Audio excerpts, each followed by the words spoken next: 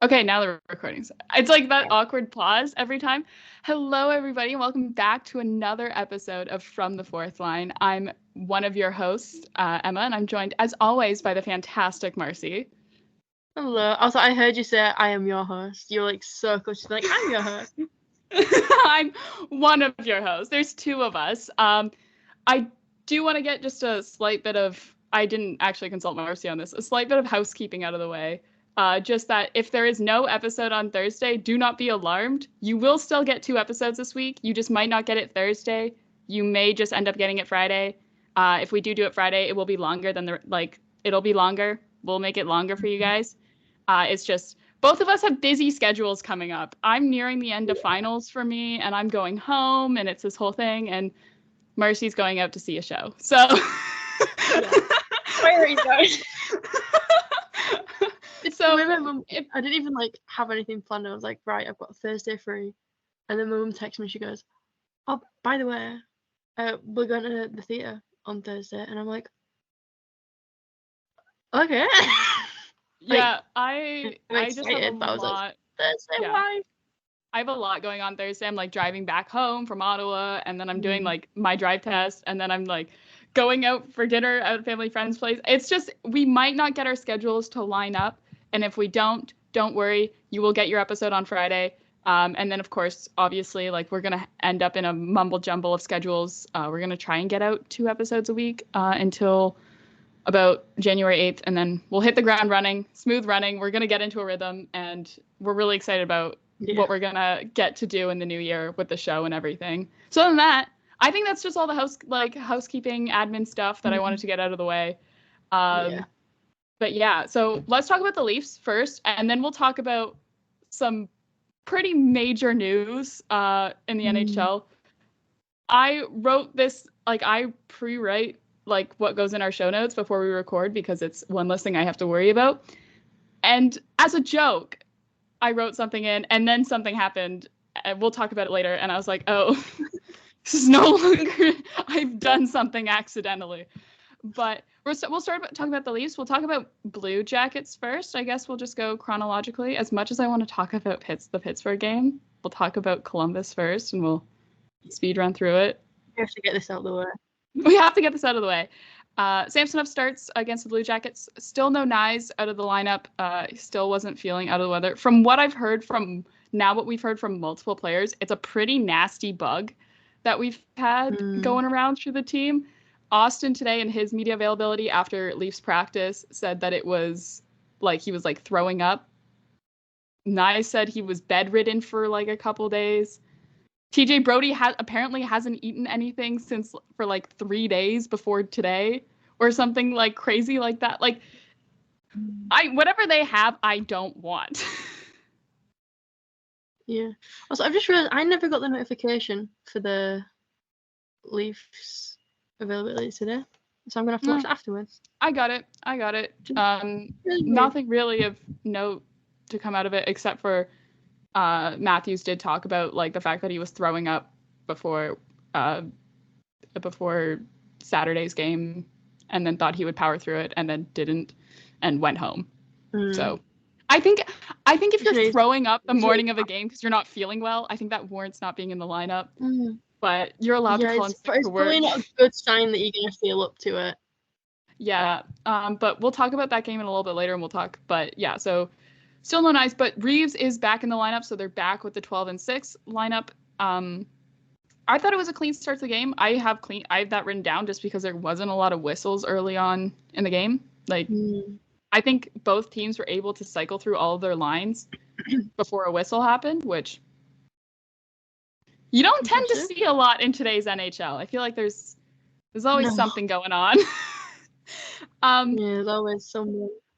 Yeah, it was not a good first 2 periods by the Leafs. It was a breakdown on all aspects. It was a defensive breakdown. It was a goaltending breakdown. It was an offense. Everything was just falling. You could tell this team was sick. You could look on the bench and you're like, some of these guys don't look okay, right? No, you're just half this team is 1 foot in the grave on the deathbed. Yeah, begging Yeah. to go on. Yeah, you have to think, like, some of these guys are, like, really, like, we can assume everyone on this team has something. Some guys, it's just worse than others, and it's making its way through the lineup for sure, which we'll talk about the end of this game, and the fact that they were able to pull that off with how this is pretty good. But yeah, so Line A opens the scoring after a misplay in front of the net by Domi. That just wasn't good. And then, of course, also the big story of the game, Ryan Reeves goes down hurt after an awkward run into the boards. Lower body, some people, we never found out if it was knee or ankle. No.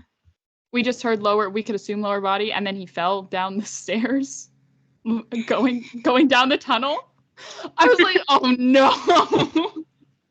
But of course, obviously, then the conversations, then you get everybody going, oh, Robidas Island, like, Leafs are doing this to put his, like, $1.5 million contract on LTIR, like, they're trying to circumvent the cap, and then turns out it's not actually that bad, and he doesn't need to go on LTIR for it, but we still actually don't know what it is.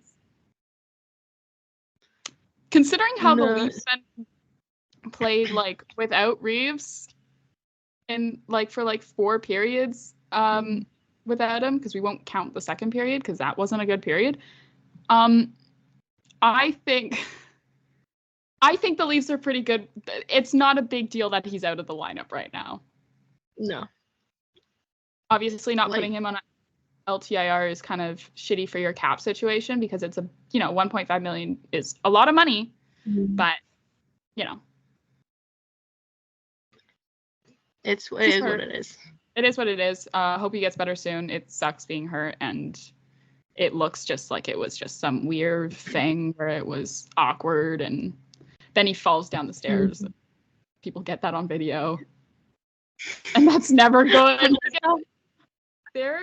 It reminds me of the time of when I was in high school, and I was taking, like, the attendance down to the office, and there's this set of, like, a half flight of stairs that I had to go down, and it was, like, winter or something, like, it was, like, slushy outside, so the floors were wet and my boots were wet, and I fully slipped and, like, lost my footing and, like, fell on my ass on the stairs, and I look up and there's a security camera staring me dead in the eye, and I was like, if that footage if that footage ever gets dug up, I'm sure it's long gone by now because I've been graduated high school for, like, 3 years, but if someone, like, I'm thinking about, like, if someone had to go through that footage from that day, like, specifically that camera, and they get the footage of me falling on my ass on the stairs, I'm going to be mortified. But it was, like, right in front of security camera. So I relate, like, mine wasn't broadcast on national television, but I do. It still happened. Like, not Hockey Night Canada. It was a regional broadcast, but, like, still unfortunate. I had something similar happened to me. I can't remember. I mean, I must have been in, like, year 10 or something, and because we had, like, the locker room, so it was just, like, a big room of everyone's lockers. And I was just walking in there to, like, get some books out or something. And bear in mind, it's a completely flat floor, right? There's no step whatsoever. It is a flat floor. And I walk through the door, and I don't know what happens, but I just fall flat on my face. I was, like, land on the floor, and I'm like, what the fuck just happened? And then, oh no, it's just Simon. You have tweet notifications turned on for Simon? I don't even have that. It's funny because I don't understand half the stuff he tweets, but I'm just like, it gives me a giggle. He does make me giggle. Yeah. No, so I fell, like, flat on my face. Like, it was like something out of, like, a movie. That's and, like, I had a bag of crisps and I fell on the crisps. They popped. They went everywhere. And then it's like when I stood up, like, I must have, like, genuinely landed, like, my knee straight on the floor because I was like, I could not walk. I was, like, limping to my locker away from the, like, suspicious pile of crisps. And that's unfortunate. Right underneath the security camera. So I really hope no one ever finds that because that was it was not good I for mean, me. hopefully it's like long gone erased by now. Like, Yeah, this is 2 schools ago. I should be fine. Yeah, exactly. That's the thing.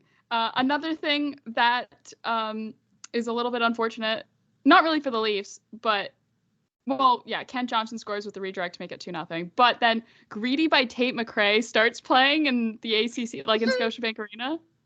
And for those who are unfamiliar with the lore, because this is kind of like this weird sort of thing where I went down a rabbit hole because I was mildly curious the other night. I couldn't fall asleep. I was mildly curious. I was like, how did Tate McRae and Columbus Blue Jackets, he's a forward, right? Yeah, forward. Cole Sillinger end up meeting? Because yes, they're both from Canada. They're both Canadian. But also, I'm like, where's the connection here? She's from Calgary. He's from Regina. He never played hockey in Calgary. Like, he was not drafted by Canadian. Like, he plays in Ohio. Like, she lives a lot in LA, I think, right now. Like, I was like, where's the connection? Turns out it was like her brother's friend was a friend of his, and that's how I don't fully know. But yeah, they dated. Then they broke up, and everyone's like, she's doing better in the NHL than he is, which is true because rumors have it that she's going to be at the All-Star game, probably as a celebrity co-captain for the player draft, which I think is cool. I think this is how you grow the game. Funny as cool. It's so funny though that I was like, and there's this shot they shot. They then cut to the bench because, of course, the broadcast team knows what's going on. They cut to and they show Cole Sillinger sitting next to Patrick Laine, and was it Kent Johnson? Or was it was some other Blue Jackets player, and I can't remember who it is because I don't recognize the half of them. They all look the same except for like Patrick Laine. I'm like, I know who you are. He's got one of those faces where you're like, he's not like, he doesn't look like all the rest of them. And like, not in a bad way. It's just, most hockey players tend to look the same. He doesn't. So, but yeah. And Patrick Laine is obviously making fun of him for it. You can tell based on his like, oh yeah. Just like giggling away. Oh my God. But it was a thing where I was like, the Scotiabank Arena, or ACC, I still call it the ACC sometimes. The Scotiabank Arena DJ knows what's up. He had an opportunity, and he took it, and I applaud him for that. Yes, like that really is like being one of the girls. yeah. He probably like the Leafs play Columbus like twice, I think, more in the next like 6 games or something ridiculous. It's like they play them their last game before Christmas, and then they play them their like second game after Christmas. It's like this. I'm like this. The teams that we play, like the end of December, beginning of January, it's like 6 different teams. I was like, who's making this schedule? Who's doing this? Because it's a choice for sure.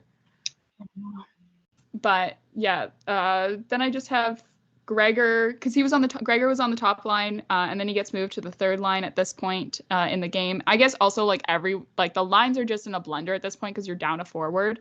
As much as Reeves, wouldn't be moving off of the fourth line, it's just you have to shuffle everyone around, and you're double shifting guys and everywhere. But I did notice that Gregor came off sort of the top line and wasn't out there as much with those guys.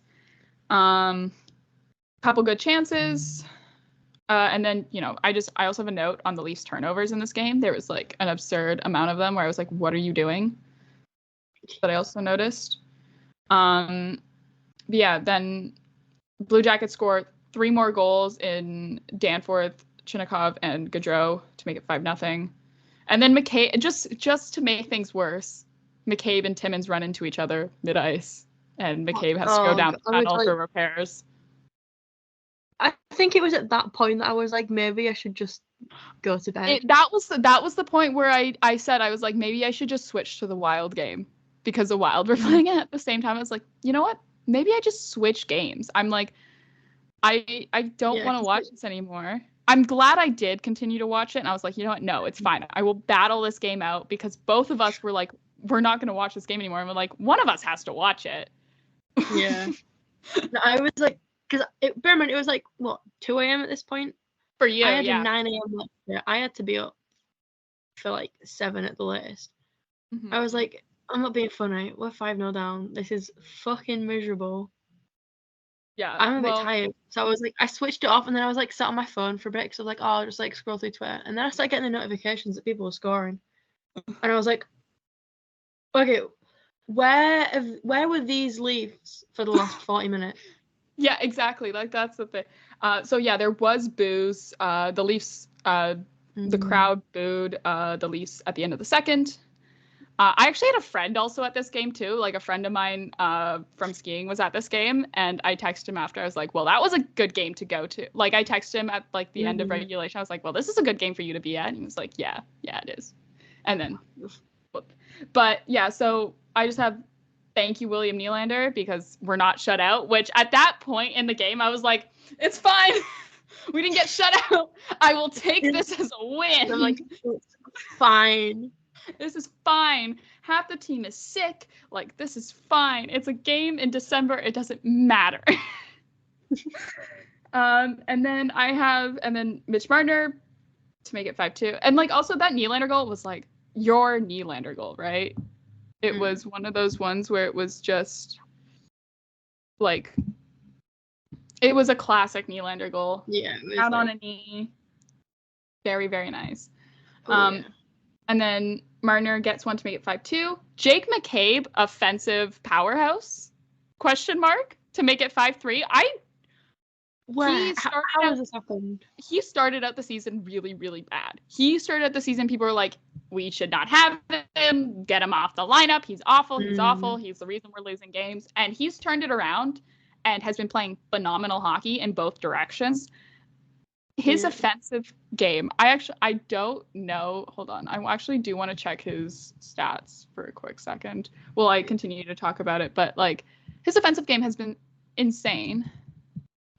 Yeah, he really has, like, over the last few weeks, he really has just heard me saying that I keep forgetting that he exists. And then, like, the last, like, 10 days, he's just gone, you know what, fuck that.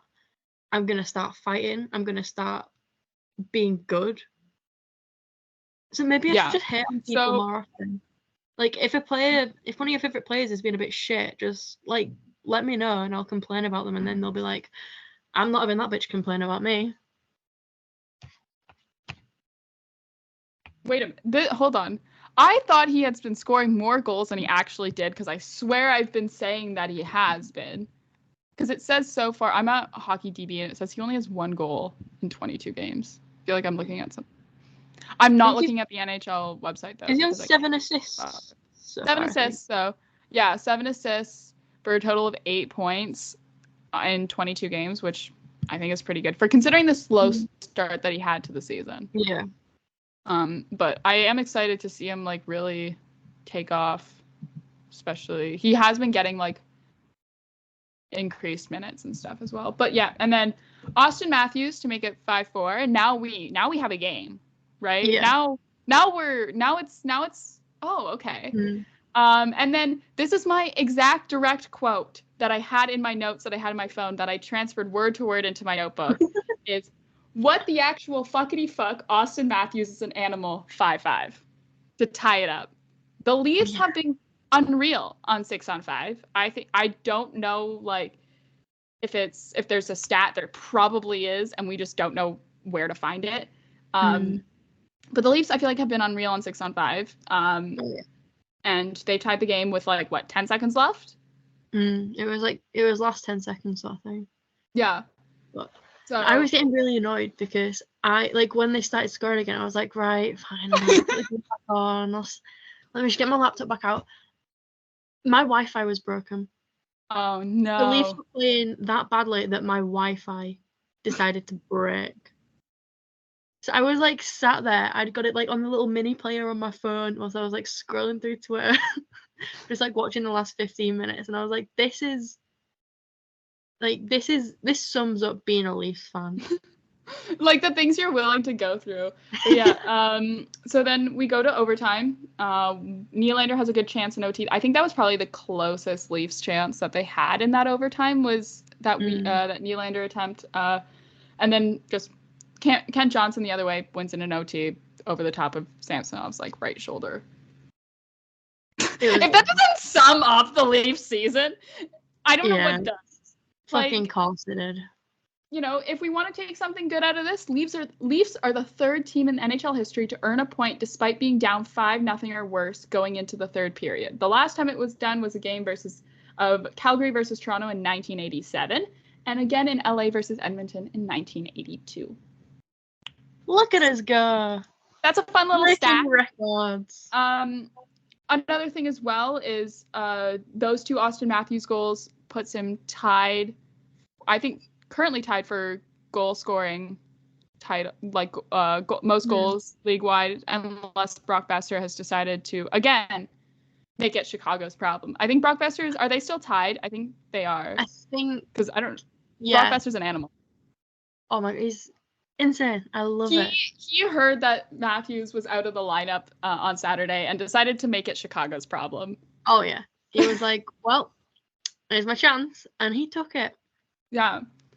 So I don't know if you have anything more to add on that game. I do want to spend so much time, though, talking about Leafs versus Penguins because... Oh, my God. I have so many notes. I actually don't have a lot of notes on this game because I was at like a Christmas party during this game, and I was sitting there watching this game on my phone in my lap at this holiday party with the volume on mute.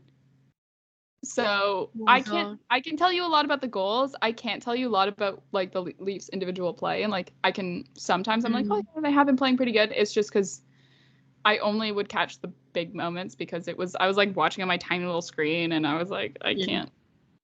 But I'm not gonna say, that's how committed I am to this team. Look at you. When I say I have a lot of notes, it's a lot of me. I've just got a Bobby McMahon belt in all caps. Oh my God. We can talk about Bobby McMahon at length. We're so happy for him. Okay, so to start off, Liljegren is back in the lineup for the first time since November 5th, where he suffered a high ankle strain after a tripped can opener by Brad Marchand against Boston. This also, I think, provides us a pretty good timeline for when we could expect to see Cole back in the lineup. I know it's two different possession players, so of course maybe the healing process is slightly different in what they have to be healed enough to play on, but it gives us a rough estimate as to when we could see Wool again back playing games. You know, sometime in January. Fingers crossed, but like it's also a good sign, like the fact that Liljegren was healed well enough to play as many minutes as he did, because they worked him to the bone. Like if they know if he's back healthy and like capable of doing that, then that's a good sign rather than him being back and like playing like. Well, he was like his ankle was solid enough for him to play versus the Blue Jackets. It's just his conditioning. That they wanted to give him an extra game, which okay. But just to note, in order to reactivate Liljegren off of LTIR, they did have to place Giordano on LTIR. Now, unsure of if that's retroactive to when he got injured or what. He was, however, skating at a practice recently. So we still have no timeline for his return. It is, again, broken finger, so it's nothing too crazy. It's just one of those things where it's like kind of hard to play hockey when you can't actually bend your finger to grip a stick. It causes a few problems. Yeah, so TJ Brody and Matthews out, which means that means Keefe was having fun with his line blender. I was like, it was so funny because we weren't getting the lines until the game had already started. And I tweeted out as a joke, I was like, you know, these lines are so crazy that like even Leafs admin doesn't even know what they are. And it was like, actually, I really, really loved watching the Nyes Domi Marner line. Yeah. Obviously, Marner and Domi have history. They were on the Knights together in 2015. So they have that chemistry that goes back all the way back to, you know, their junior days. And, you know, like Austin Matthews once said, the OHL is a cult. Yep. But I thought that was fun, and we can talk about Nyes. I want to talk about Nyes. I am so happy that Nyes remembers that he's 6'3" and 220 pounds because he's insane. So Jones gets to start. I think it was like the fourth line was essentially the Toronto Marlies at the start of the season, because it was what, McMahon, Holmberg, Robertson. That's like what, like that's your Marlies top line in October this year, right? Yeah, I'm pretty sure it was. I'm pretty sure that was a line that the Marlies put out at one point or another. It was definitely Robertson and Holmberg. I think McMahon was there too on the top line. I was like trying to, who would be their other winger? I'll have to check. And then third line was Gregor, Kampf, Yarncroke, and then your second line was Nylander, Tavares. Sorry, I'm trying to think of what forward I'm missing. I'm missing one. Who are we missing? I'm missing a forward. I'm missing a forward off of. Why am I missing I'm short. Hold on. I'm like trying to think. I was like, I'm missing a forward. Hold on. I'm gonna feel really bad for the forward that I end up forgetting too. Like it's gonna be really bad. I'm sure. Who was it? Even I've forgotten. Oh my god, it's Bertuzzi. Apologies to Tyler Bertuzzi that I forgot that he existed. No, I was just talking about him earlier as well to my mom. No, because the thing that's really annoying too is he's at the top of the impact card for that game as well. He had a really good game. He didn't score, but he had a really good game. I was sat there thinking, right, well, whoever we've forgotten clearly had like a very mid game. No, it was Tyler Bertuzzi. What a great game. Oh my god. Okay, that was actually really embarrassing. That's another one of those things where it's like, that's gonna get at some point someone's gonna clip that and put that with all my other things that I've said on this show. Oh yeah. Oh yeah. Oh yeah. Yeah, we'll start with the game. Matthew Nyes with a gorgeous goal. Like beautiful, sexy goal to open up the scoring. And then like 2 minutes later, he fights Ludwig after a uncalled high stick to Max Domi.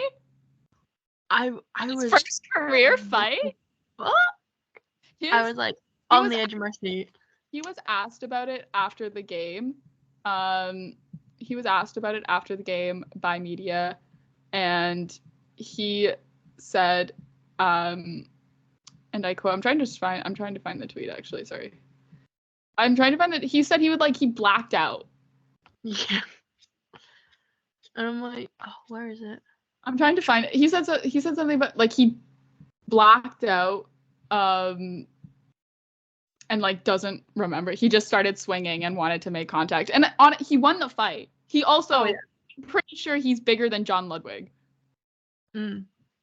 Right? Yeah, I don't know how big John Ludwig is.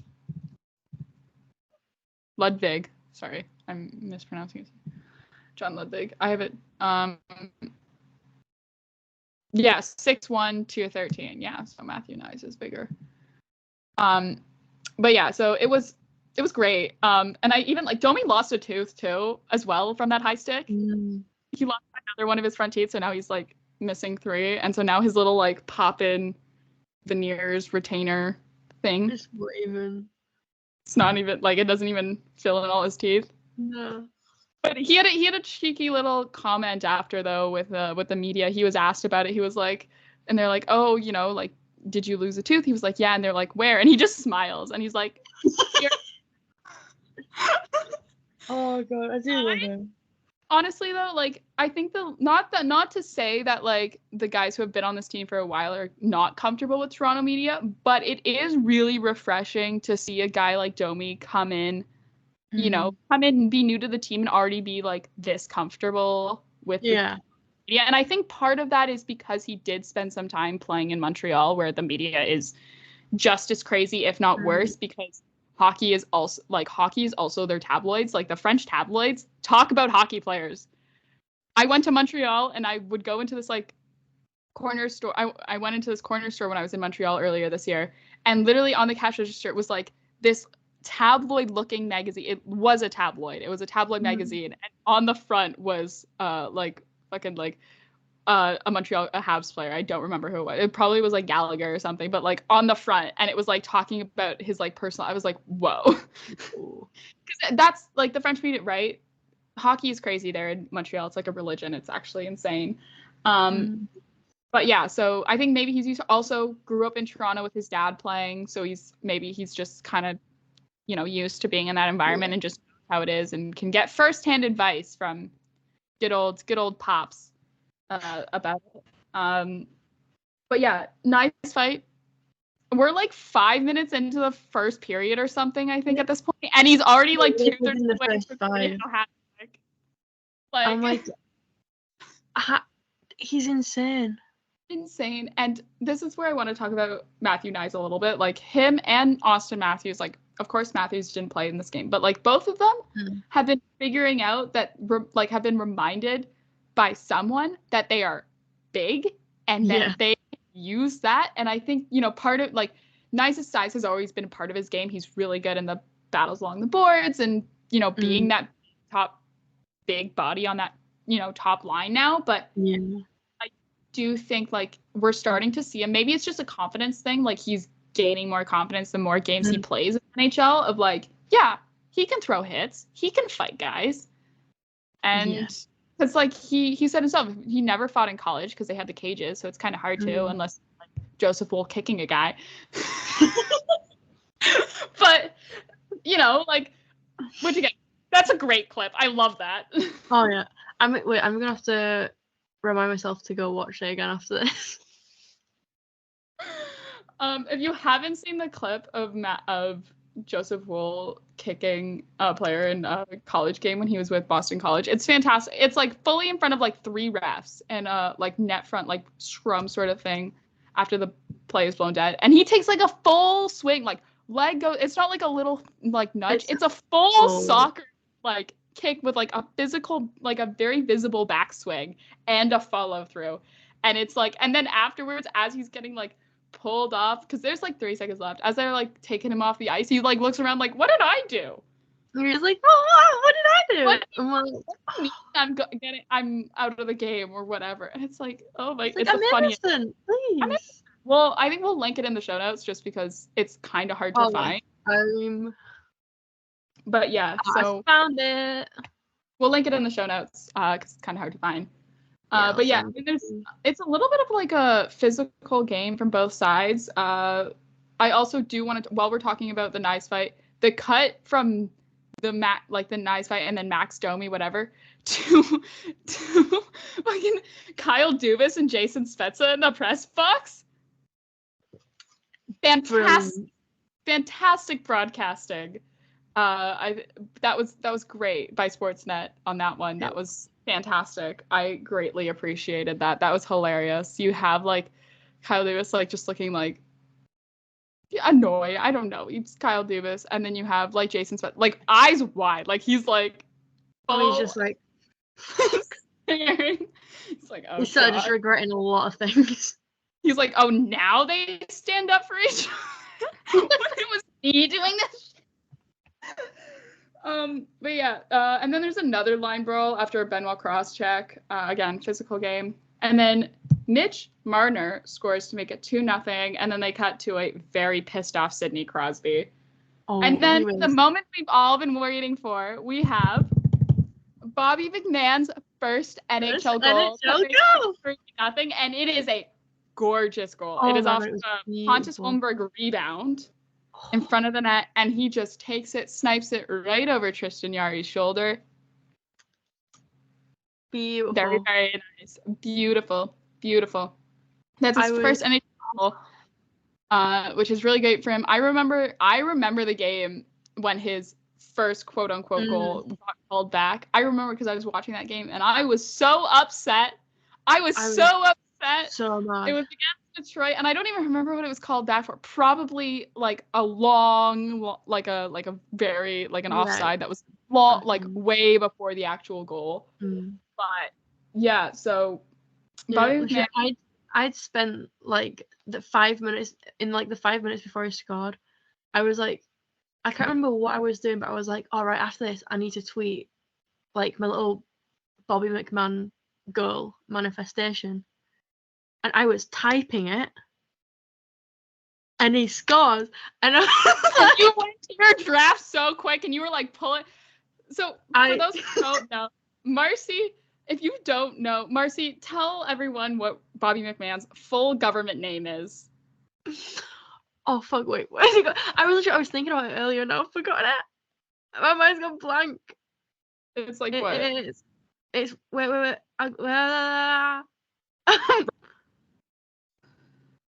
Robert William Lucas McMahon. And I know that because it has been saved in my drafts for about a week. Because I was preparing. Yeah, it was saved waiting for his first NHL goal. And it happened. And we're so very proud. Bobby McMahon, undrafted out of college, signed a contract with the Marlies in 2020, an AHL contract, has made his way up the lineup and is now playing somewhat regular NHL games and has his first NHL goal. The funniest thing about him, though, still uses his college backpack on road trips. Like his student-athlete college backpack from Colgate College, yeah. But you know, it's so real for that because I, too, have an emotional support rucksack. I take everywhere with me. The backpack that I have, I got for free from skiing about, was I racing? I think, or it's at least 4 years old at this point. I'm trying to remember if I'm still racing. Mine is like, it's my hockey one. So it's like, it's got room for like my stick and stuff. So it's like, I take that to like training and stuff. And then it's like, when I get back from training, I empty it and I put all my uni stuff in it. And it's just like, it goes everywhere with me.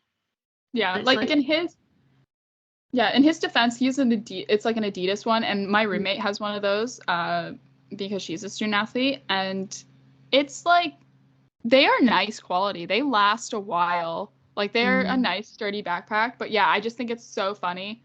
Because, like, all the other guys have these, like, nice, like, leather designer backpacks. And then there's Bobby McMahon with his little college. But yeah, maybe this is his, like, little gift to himself. Maybe he's him getting a new backpack for scoring his first NHL goal. Who knows? But yeah, he gets the puck. He gets the puck, obviously, says it's going to go to his parents' living room in Wainwright, Alberta, on the mantle probably. And then he also gets the belt from this game. And spoiler alert, the Leafs win. But he also gets the belt, and he also gets the Hockey Night in Canada towel as well, which is pretty special. What did your phone just buzz with? Oh no, it was just an AO3 update. Oh, okay. I was thinking like, who's posted what? Okay. But yeah, then Max Domi, with his dad in the building. Ty Domi was in the building for this game. They cut to him after this goal, but yeah, so that also nice with the assist on the goal to get the Gordie Howe hat trick, making it the first by a Leaf since February 21st, 2015, scored by Daniel Winnick.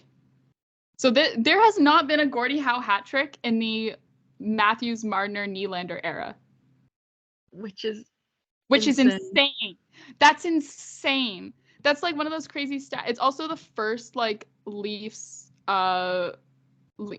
rookie to get the Gordie Howe hat trick since Matt Fratton on April 3rd, 2012 against Buffalo, according to NHL stats. Look at him go. Yeah.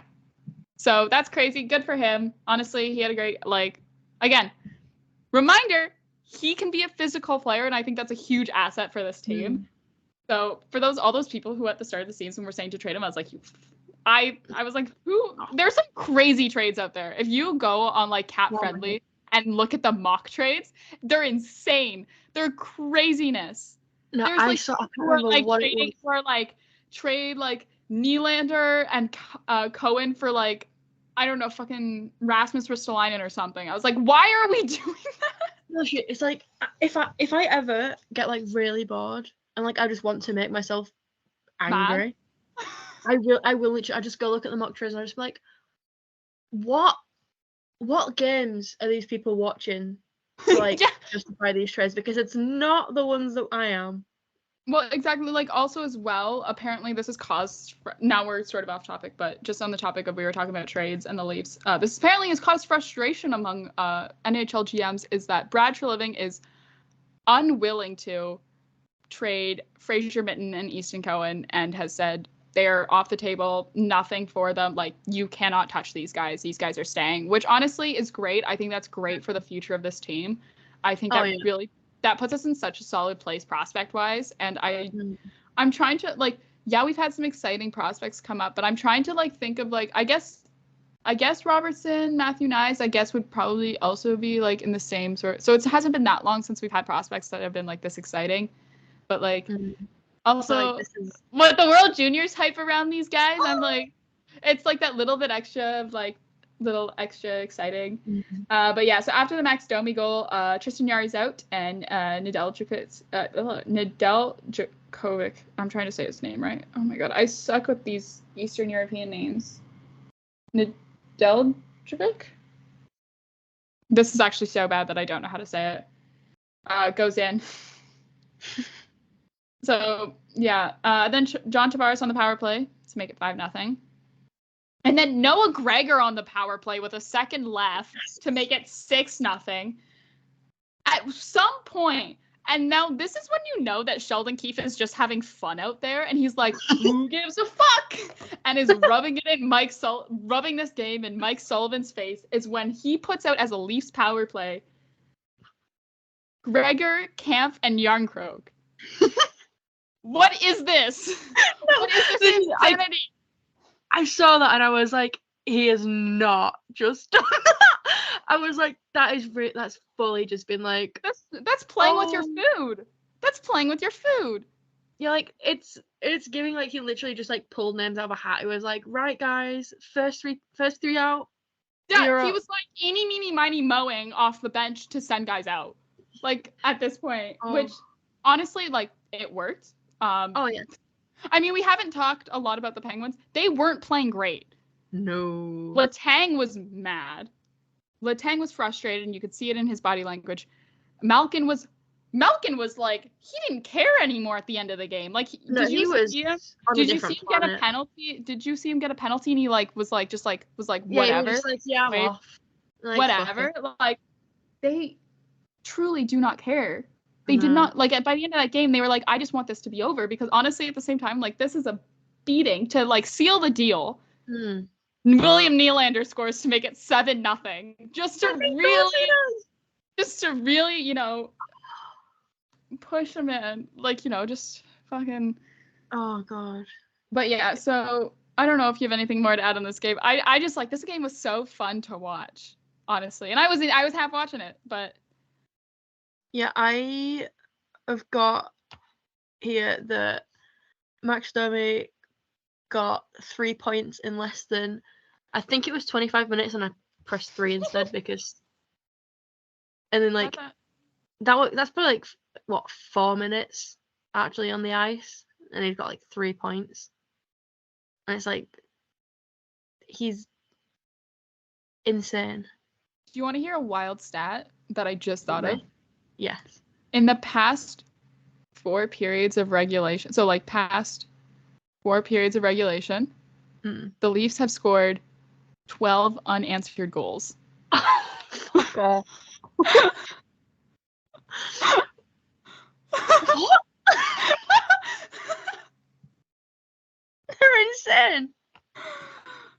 Yeah, and guess who the Leafs play tomorrow? The New York Rangers. Again. This time at home. I don't know. I have a feeling that maybe Shesterkin won't be in net. It may be Jonathan Quick. Who knows? Yeah. And then again, Sabres on Thursday.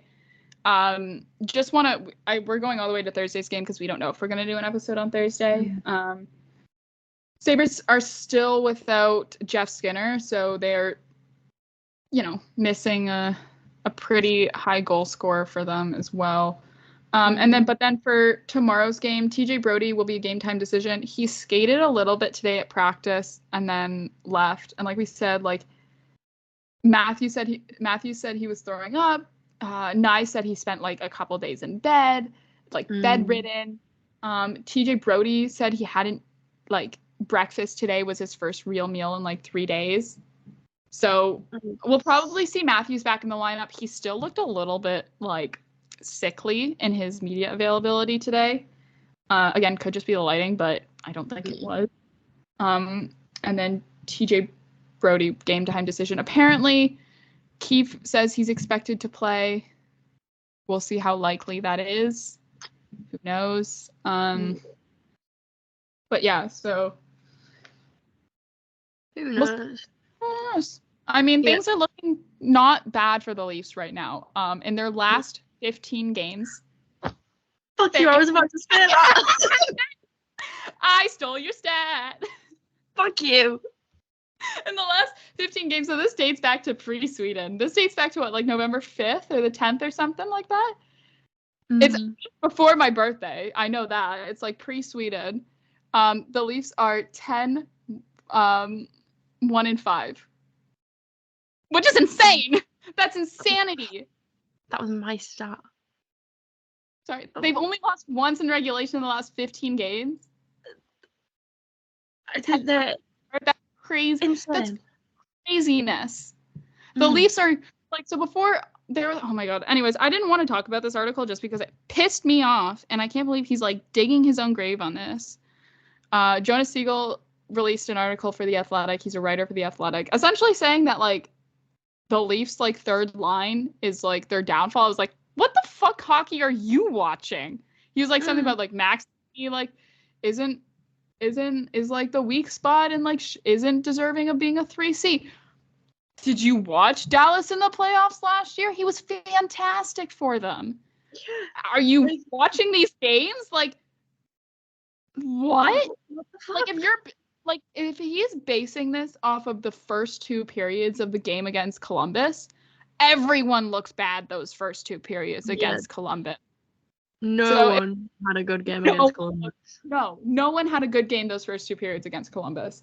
I do think, though, like, it was, like, one of those things where it's, like, just, okay, you're writing shit to stir shit up and to be like, because you, of course, no one wants to read about how a team is good. They want to read just about how bad they are.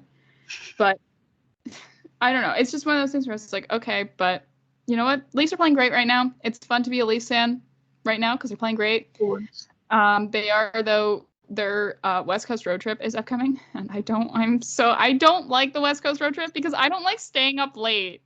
And it's not even that bad for me because Marcie just gave me a look of like, can you find those 10 o'clock games start for me, right? It's like, oh, I don't like these lickers. They don't start till 3 a.m. for me. 3 o'clock in the morning. So I might be the only one talking about the West Coast road trip when it comes up. I will very much be watching the highlights the next day. The LFR next day.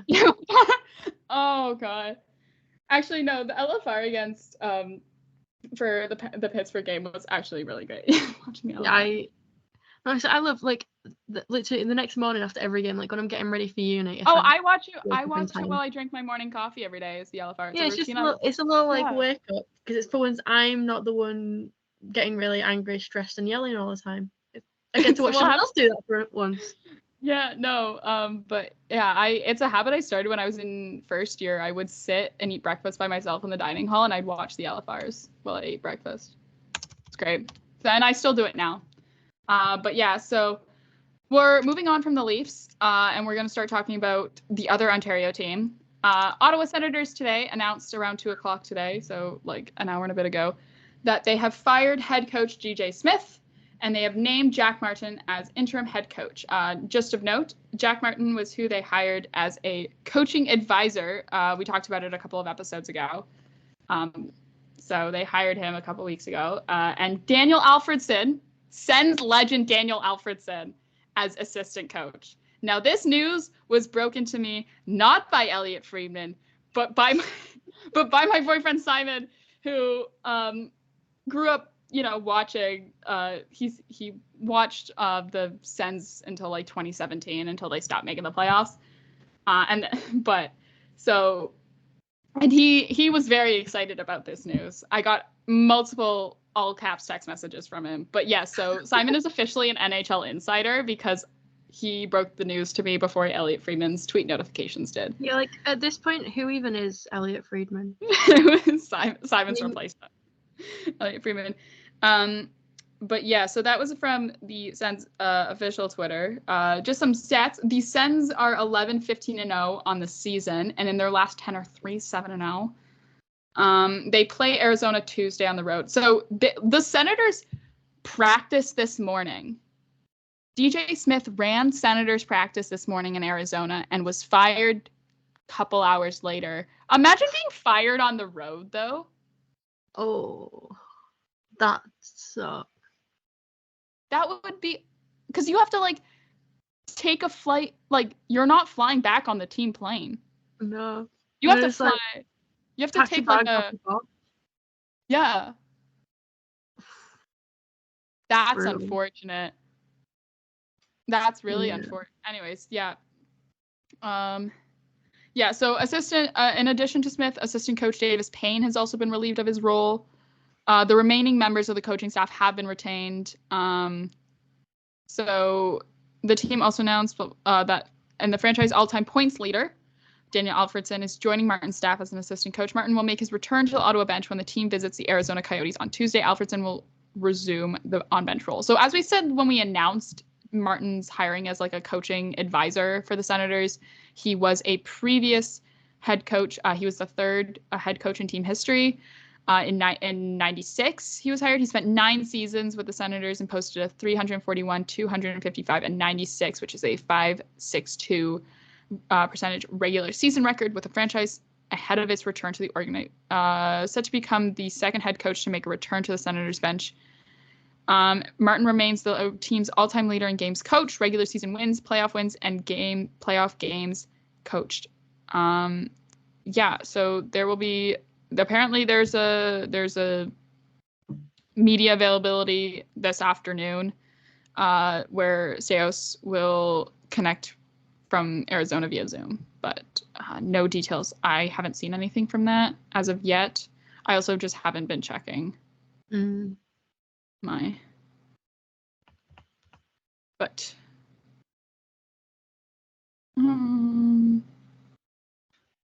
yeah, so DJ Smith makes what, like the fourth coach fired during the season, 5th if you include Mike Babcock, but like, does he really count because he never actually ended up coaching a game at all? But that's still not the record, because I looked it up for last episode and then never said it. That's still not the season record for most coaches fired in a single season in the NHL. That record is 9. I looked it up. I was like, I want to know.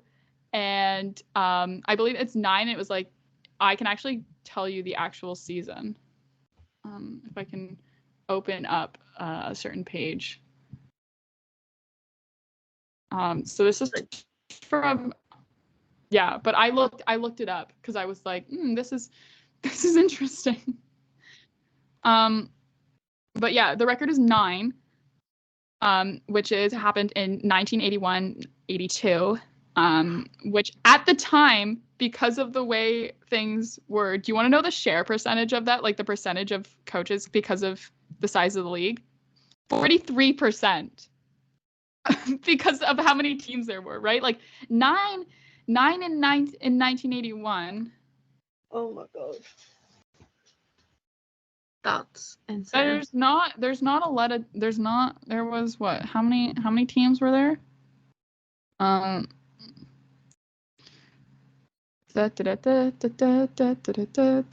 21. So like, yeah.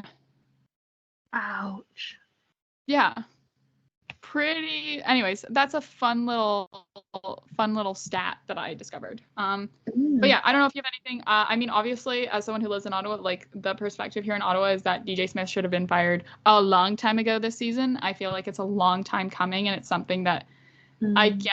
There was multiple moves in place, I think, by the front office from the Senators to kind of like not make it so obvious that they were looking at, but like kind of, you know, give DJ Smith like a little kick in the ass to be like, hey, look at what we're doing. We're hiring Daniel Alfredson as a coaching role, right? Which he's beloved by the franchise, like beloved by fans. Like Ottawa fans worship this man. And then also hiring Jack Martin as a like a coaching, like as someone to add to the coaching staff to be like, hey, look, probably as a message of like, hey, we have someone who could replace you right now.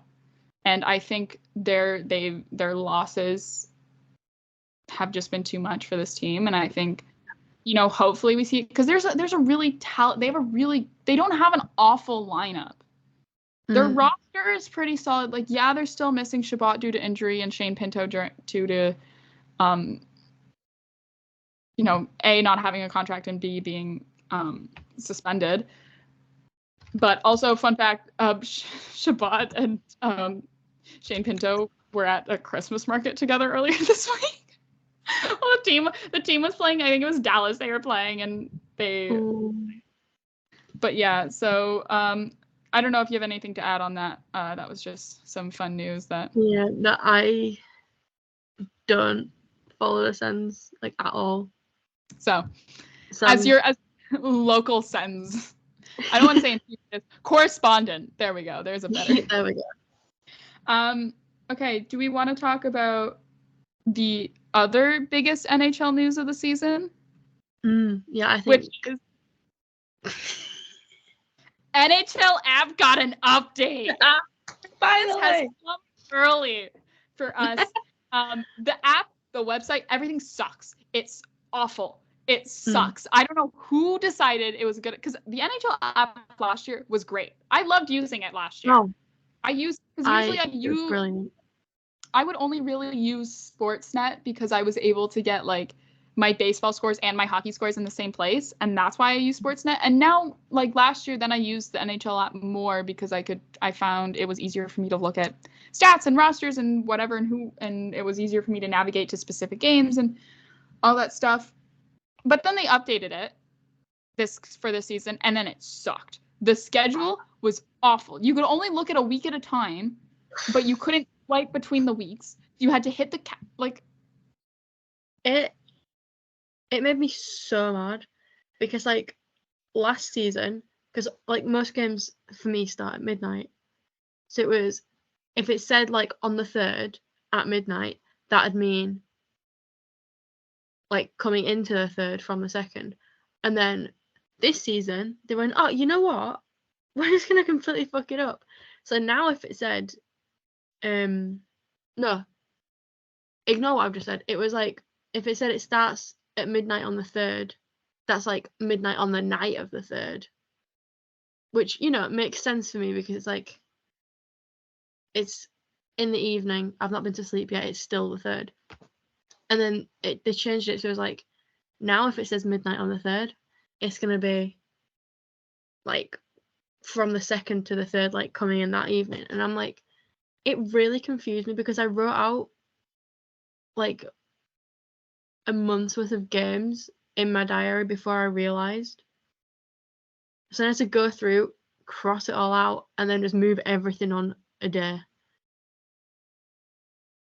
And it made my life miserable because then I just had like a month in my planner where it just looked really messy.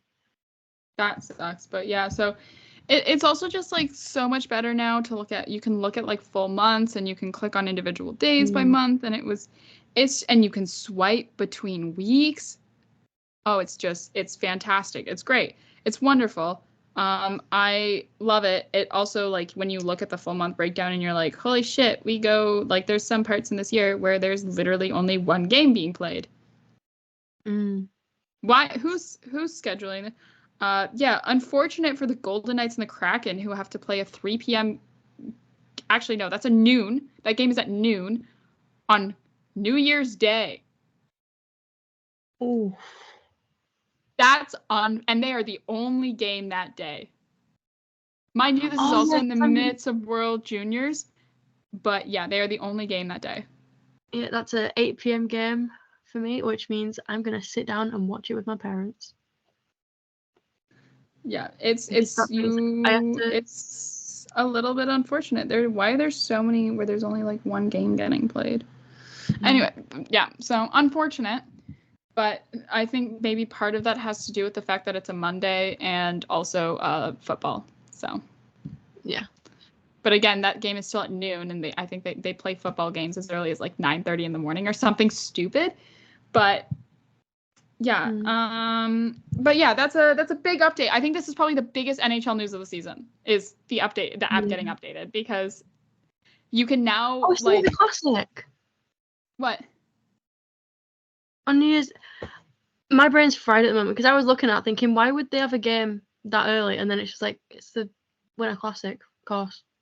Oh my God, that's why. I was like, why are they only one game? Because I was sat and I was like because I've been like building up. I was like, all right, I'm gonna, me and my whole family are gonna sit down and watch it, and I've been like really looking forward to it because there's like hardly ever any early games to me. This is proof that the NHL doesn't actually market their games well enough, because I knew the Winter Classic was coming up. I forgot it was the Winter Classic. Wait, I forgot that we have, because then there's also a Stadium Series as well. Like, sorry, I'm just frustrated with the way that the NHL markets their big ticket games, like the Winter Classic and the Stadium Series games. And we have there's we've had, I think there's 3 outdoor games this year, or like 2 outdoor games, because then there's like 2 games getting played, and then there's a Jonas Brother concert, and anyways. Yeah, like, I'm not being funny. I've literally just had to Google who's playing in the Stadium Series. It's New Jersey and someone. New Jersey and what? Philadelphia. Wow. Isn't there 2 of those? Because then isn't there also the Isles and the Rangers are playing? Because I thought it was like all. If this isn't a wake-up call for the NHL to fucking start advertising things. Here you go. Yes, there is. February 18th at MetLife Stadium Series. Yeah, so there's 2 games. See, this is not a wake-up. Like, we also, we actively follow the NHL, and we have a show about we talk about hockey all the time. We tweet about hockey all the time. Like, that sort of thing. Like, everyone who knows me knows, if you need a question asked about Leafs and hockey in general, ask Emma. I had both of my parents ask me where did Martin Jones come from on Saturday. My dad asked me, and I was like explaining where we got him from. But yeah, and the fact that we just, it's okay, we know whatever. I'm like, just, I don't know. I just feel like there could be, and this is just on the part of the fact that, okay, yeah, we got the Jonas Brothers, but Anyways, enough. We'll probably talk about the Winter Classic in a couple of days anyways. But yeah, do we want to talk about PWHL merch, or do we want to talk about this goaltending musical chairs that's going on in the league right now? I think we get PWHL. Alrighty. I'm ready to be mad. Okay? So PWHL merch was released this week. They worked in collaboration with Line Change Apparel, which is owned by a couple of hockey wives. I don't remember which ones. Yeah, so there's a couple of concerns about the merch. One of all, I think it's ugly. I want those black sweatshirts that all the players were wearing that had the team embroidered in the team color, because nothing besides the jerseys are in any of the team colors, which, by the way, that is primarily these teams' branding at this point. They have no logos and they have no name. So besides the city, which, by the way, it's very easy to find just Ottawa merch or Toronto merch, whatever. It's really easy to go out and buy a hat that says Ottawa on it. I live in Ottawa. You can walk into basically any souvenir shop in Byward Market and buy a hat that says Ottawa on it, and it's fine. And there's no logos, no nothing. So your main marketing thing, your main brand image right now for these teams is their team colors. And the fact that the only thing that has these team colors on it is the jerseys is ridiculous. Also, there's concerns about sizing as well. The sizing is limited from extra small to an extra large. Now, I am lucky enough that won't bother me. Like, I'm not the person who will be cut out from this sizing, but there's a lot of hockey fans and a lot of potential fans of the league who want the league to succeed really well, who are like, I can't buy any of this merch because it won't fit me. Also, I get it's women's hockey, and you're probably going to have a large majority of your fans are going to be women, because that's usually how it works, is the primary supporters of women's sports are women. Yeah. Right? But like, there's not a lot of unisex styles either. No. Like, anyways, I just am severely disappointed. It's like black and beige. Minnesota and Montreal have the same design for one of the items, because it's just like the first letter of the team location. M. It's just M, and it's like, how, like, okay, you're gonna go to a Montreal and Minnesota game because they're playing games, and you're just gonna, like, also it's expensive as fuck for, like, I was looking at the prices. I was like, Jesus Christ. Like, not that I was expecting to buy any merch, because honestly, I really wasn't, unless there was something I really, really liked, because I honestly want something that has logos and branding and things like that. But it's like, it's so basic to the point where it's like, no one is going to ask me about the hockey team that I'm wearing. And that's what I would want if I was, the part of the marketing and the design team, the promotions team of the PWHL. Is the way you're going to grow your game, grow your sport, and grow your league is by people, like, word of mouth is going to be a huge deal. And if no one's going to come up to me and be like, hey, I'm a fan of hockey, but, like, I didn't know Ottawa had, like, a third hockey team. Like, what is this team? And then you get to explain. I'm like, oh, it's a professional women's hockey team that play, like, they play in Ottawa, and there's, like, it's a new league that they're starting, and it's professional women's hockey. Like, you should go check out a game. Yeah, it's like, it's not happening. If it's just a big fucking, just M. Yeah. No, or big O or whatever. I'm like, I can, like, it's one of those things where I'm just like, also, it's all in, like, black, white, and beige. I'm like, give me some color. And because, like, some of the team colors are actually really wearable. Yeah. Like, I'd wear those colors. Like, Boston's green, I'd wear that color. Montreal's, like, maroon, I'd wear that color. New York's teal, I'd wear that color. Like, Toronto's blue, I'd wear these colors in my, like, I'm not a huge red wearer, just in my general wardrobe, but, like, if there was I'm always willing to bring new colors into my wardrobe. Yeah. I just, usually red is not the color I reach for when I go shop for clothing. But, like, that's the thing. It's like, there's nothing, anyways, like I said, your main branding is your team colors, and it doesn't exist. And that's my qualms about, the merch. I have a couple of other things to raise. It gets I'm worse. sorry. Buckle in. We're going to be here a while. I'm very passionate about this because I live in a city where, we're getting a team, and I'm really excited to watch this league succeed. And I'm really excited for another team for me to go watch. And see, and especially because they're playing in TD Place, which is way more accessible for me personally than the Canadian Tire Center, and the tickets are somewhat cheaper. But so this was from an Ian Kennedy article that then was posted. Apparently, players have voiced their concerns. Players have reported overwhelmingly positive experiences early on with their PWHL clubs at the team level, but there are a few items that are beginning to draw concern among the player pool. The first is a waiver the league is asking players to sign, freeing the PWHL from all liability for the duration of the 8-year collective agreement. The liability agreement would not allow individual players or collective groups to seek legal recourse against the league and teams for any reason. The second concern being voiced by players is that most across the league have not been paid yet. Some players released in the initial waiver period were not paid the $500 per week guaranteed in the collective bargaining agreement, and many players across the league have yet to receive any payment more than a month after joining their teams. So your players not getting paid is not a good sign.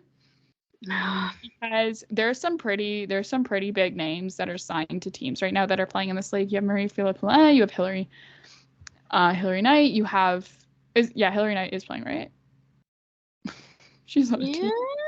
Natalie Spooner, like you have Sarah Nurse. Like Sarah Nurse is on the cover of a fucking NHL game, for goodness sake. Like you have some big names in this sport from the women's side, and if they're not getting paid, that's a problem. And maybe those players are getting paid, and it's the smaller, it's not smaller players, but it's the less well-known players. It's the players that are, signed to those 1-year contracts, whatever, and not the 3-year contracts. But so yeah, that's it's as well. It's like if this was happening. In a men's league NHL team, or like there would be any form of men's hockey. There would be uproar. Like as soon as it came out, you'd have everyone reporting on it. Everyone would be like, "This is unacceptable. You can't be doing this." Like, yeah, but no. Yeah. I wonder why no one's saying anything about it. Now, apparently, Brian Burke, who is on the board of directors for the league, has been, contacted and asked about, this sort of situation, and he has said that all players have been paid. Who knows if he's telling the truth? Again, this could be we don't know. We have no proof. No players are saying anything. I'm sure they're not allowed to say anything. But some other news as well. So that's about that issue. We also have the first game that will be broadcasted. So the season opener, which is against Toronto and New York on January 1st, will be broadcasted on CBC, which is a Canadian broadcaster. They will also have a pre-game panel that starts 30 minutes before the game starts, which is great if you're a Canadian fan, because CBC is free to watch in Canada. If you are not a Canadian fan and you do not live in Canada, that's tough luck. I do not know how you could watch this game. You may be able to get some sort of illegal stream with a VPN or some sort, but I don't know if you're like, 'cause it's not like it's two Canadian teams. It's Montreal, it's Toronto and New York. So you're going to have American fans, and they can't watch the game because, right? Like, it's so we at least have one game for the first broadcast, but that's the only problem with it being on CBC. There is also CBC is expected to be the season-long broadcast partner. Again, that also means unsure if there will be an American counterpart to that. That has yet to be announced. So again, unsure on how American fans will be able to watch. For Canadian fans, though, if the broadcast partner is CBC, it is really easy for you to watch. CBC has a wonderful app that allows you to access all of their programming for free if you live in Canada. So yeah, I'm gonna have so much fun scouring the internet. But there also is going to be French language broadcasting on RDS in Quebec for all of that as well. But yeah, also as well, like ticket sales continue to just sell out. Toronto has sold out all of their regular season games. Not all their home games as well. Ottawa's will be sold out for the home opener. Boston and New York look like the slowest among the early sales. I think also just because it's in Lowell and Bridgeport, aka not Boston or New York. So it's a little bit more difficult for fans to get out there. I think that's part of it. But yeah, so that's my PWHL update, because we want to cover all aspects of hockey here on From the Fourth Line. Oh yeah. So yeah, a goaltending carousel. There's a lot of moves being happened in goalie land right now. I think a lot of teams are reportedly a lot of teams are now on the goalie market looking for some goaltending, as a lot of injuries has hit goalies this in the past week. But then also, of course, there's some moves being made in Carolina. Carolina put Ranta on waivers, and he was sent down to the AHL. He cleared waivers. That was a huge story because because that means that the Carolina Hurricanes had to call up their next in line, which was Yaniv Perez from their ECHL affiliate, the Norfolk Admirals. But in the good news for Carolina, Freddie Anderson has now been medically cleared to return to skating. His expected return is to be in about a month to playing in games, which is much faster than was anticipated. I know last time we talked about Anderson, it was more talk about like a season over. Yeah, regular season without him. But if he could, him coming back before the All-Star break, maybe potentially could make things positive for the Hurricanes. We'll see, could they turn this season around? Who knows?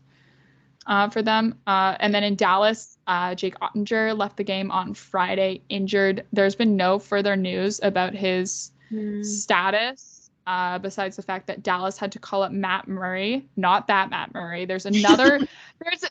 There's two Matt Murray goaltenders who played NHL games. One of them is on LTIR with the Leafs. The other one is Matt Murray, who is in the Dallas Stars system and was called up on emergency basis from the Texas Stars, which is their AHL affiliate. And then in LA, Phoenix Copley for the LA Kings was placed on LTIR. And then we have some good news, though. Jacob Markstrom for the Calgary Flames was removed from IR this past week. And in return, Dustin Wolf was sent back down to the Wranglers, which is their AHL affiliate. I saw his one game, the highlights from that. He did pretty well up here. I don't know how many. I don't think he played that many games while he was up here, but I do know he played one and actually did a pretty decent job. But yeah, so also as well, there's been no. Alex Lyon had to leave the game this past weekend, and there's been no update on his condition as well in Detroit. But in Detroit, though, while we're speaking about Detroit, Dylan Larkin is expected to make a return to the lineup tonight. Yay! So, yeah, no news about Alex Lyon, though, however, regarding. But they don't. Yeah, so. It's a rough time for goalie enjoyers right now. Yeah, everyone, a lot of people are getting. But yeah, I know you wanted to talk about the Sabres, and then we can close out the episode, I think. Yeah. See, usually I do all this talking, and then as a treat, I give Marcie time to talk about her Sabres, so. Yeah, you let me complain. Again. Oh, wait, actually, can I get one in, though, about the Wild and Marc-Andre Fleury? You're allowed your little Wild segment. I can have a little Sabres minute. So, as you guys know, I'm slowly becoming a Minnesota Wild fan. They're just so endearing to watch. So they play tonight against Pittsburgh in Pittsburgh. Again, marks another return to potentially Marc-Andre Fleury's last time playing against his former team, in which he won two Stanley Cups with. Yeah. 3, 2, 3. He was there for 3, right?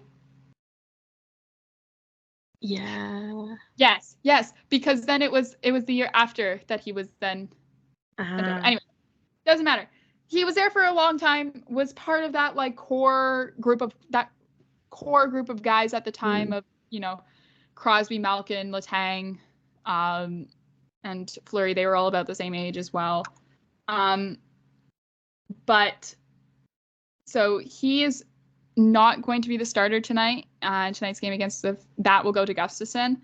Apparently, now he spoke to the media and said that, he spoke to the media and said he's a little bit disappointed on not starting against Pittsburgh tonight. He still looks forward to playing against Boston on Wednesday. That's okay. I get to play tomorrow. Team's been good. Team's been winning lately. Gus has been awesome.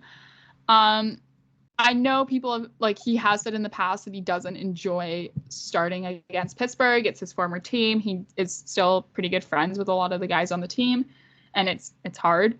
I know, but it is a little bit unfortunate because it could. Now, he has not said anything about him retiring at the end of the season, but a lot of people are treating it as he might retire at the end of the season, and so it could be the last time in a lot of these cities that we see Marc-Andre Fleury play hockey. You saw the standing ovation that he got in Montreal when he started there, so maybe we'll see something similar. But yeah.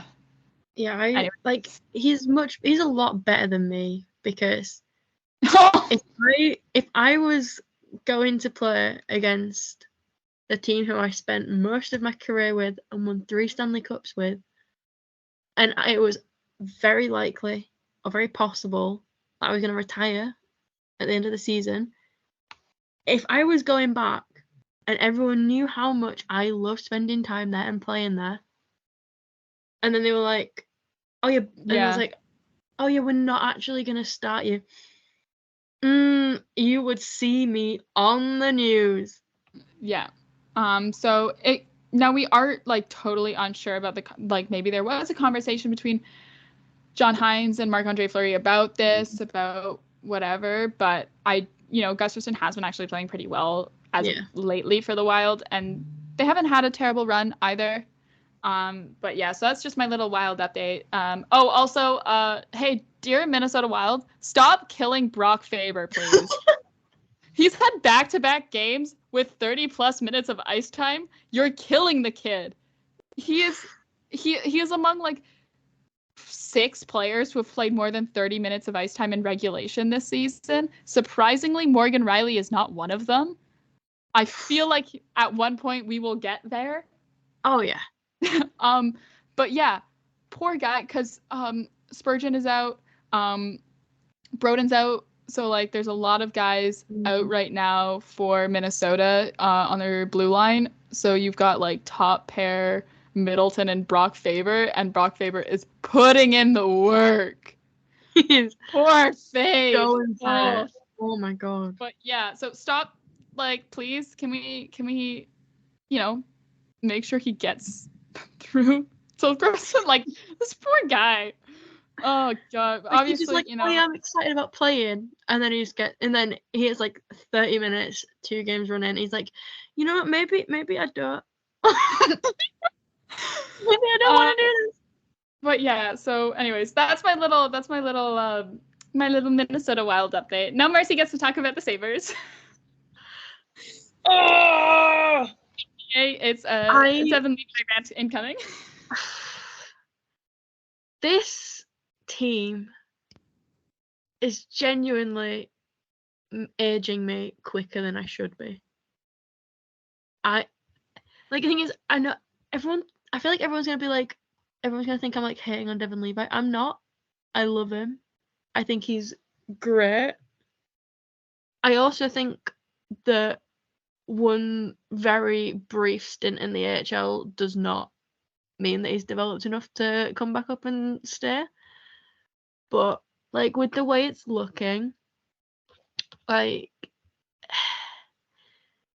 you can't send him down for a couple of games and then just bring him back and be like, yeah, everything's fine, everything's like so fine.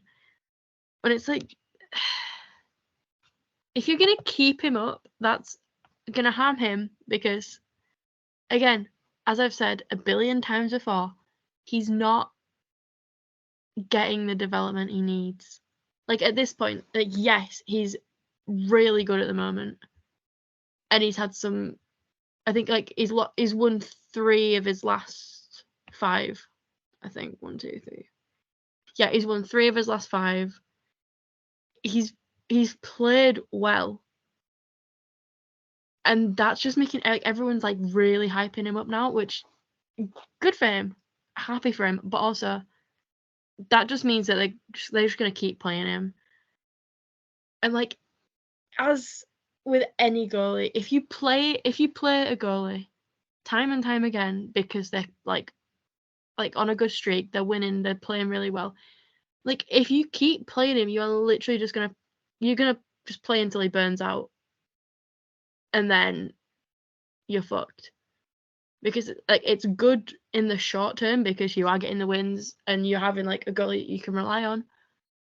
but it's not sustainable, and it's very much going to backfire very quick if you play a goalie who's not developed. If you play him like night after night, just like playing him until he burns out, it's going to make him miserable. It's going to make the team miserable because they're going to be able to like physically see just the decline of a really good young goaltender. And then it's like, again, you've got Luukkonen.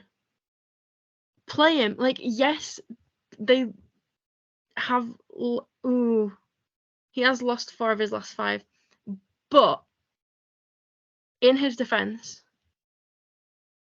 the fucking, like, whenever you play Levi, all the Sabres, they play pretty good.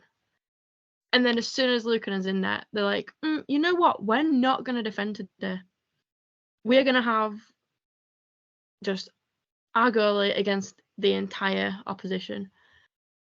And it makes me mad because you're not doing any of your goalies any favors. And I've said this before and I'm going to say it again. Just trade Luukkonen. Like if they're gonna go down the route of playing Levi just constantly and then giving Luukkonen the occasional game, just trade him because he is really good. But the fact that he's not getting the like game time he deserves is not doing him any favors, because then he's just sitting on the bench. He's sitting in the press box. He's not playing. He's not able to develop in the NHL as he should be. Send it, like, everyone's looking for a goalie right now. Oh yeah, like we just listed off. There's a lot of teams looking for goalies. Like right everyone now. Is looking for a goalie right now. There are a billion fucking teams who would love to have him, who would appreciate him, and who would make sure that he gets the time he deserves. So it's I'm mad at the Sabres right now, as usual. I don't know why I stick with them. As usual, they stress me out so much. Yeah. So I did actually just send this tweet to you. I just was doing a little feed refresh to see if there's any news before we end the episode. This is not a good story, unfortunately, that we have to end the podcast on. Actually, no. I have something we can follow up this week, so we don't end it on something depressing, because I just saw, former NHLer Martin Frk has been suspended 5 games for his high skate to Lawrence Pilou's neck area. This was in I think it's a Czech league and the video is not good. This was posted by TSN. It's not good at all. Like, this is, I'm trying to see now if so for those, because we don't have video on these podcasts, maybe we'll link this tweet in the show notes along with the Joseph Wool one, but to describe it a little bit to the people watching, Lawrence Pilou checks Frk into the boards in front of the bench, and his legs kick up, and he takes a couple, like, you know when you're like trying to get out of the pool and you kick your legs up, it looks something like that, and it's in the direction of Pilou's neck area. I hope I'm saying his last name right. Pilot neck area. He seems to be fine. Like he leaves the ice. There's no further news or update about his condition, so like they haven't said anything about whether not he's been injured. You can't be kicking your legs around like that. No, there's no. That's not even like you ran into someone and you were trying to balance off. I'm fucking lying halfway across the fucking boards, and I'm sat like kicking my legs. So anyway, but we do have some good news. Again, like I said, we are going to do a whole episode on World Juniors, but thought I would give an update as well because we did talk about a couple of things. Boston Bruins. So as we probably know, the Team Canada was short a forward in the announce, and it was all waiting on if certain NHL teams were going to be allowed to release was going to agree to release their players to play in World Junior. So Boston Bruins player Matt Poitras will be that 13th forward for Team Canada. It was announced today that he will be joining the lineup, and they're so good for the kid. I think that's a great experience for him to have. He has struggled as of late in the NHL, and I think maybe playing in that tournament over Christmas and over that stretch will be good for him. Not because I don't want to say because Boston won't miss him, but I think Boston will do just fine without him in the lineup, and it'll allow him to give him an opportunity that I think he really deserves. And also it'll add some NHL experience and some, that sort of big hit mentality to Team Canada that they don't have a lot of. I think Fraser Mitten is probably, one of the top guys in NHL games played among that roster before this edition. So, and he only played 4 start of this season. And I think he was kept to around 10 minutes of ice time a night. So,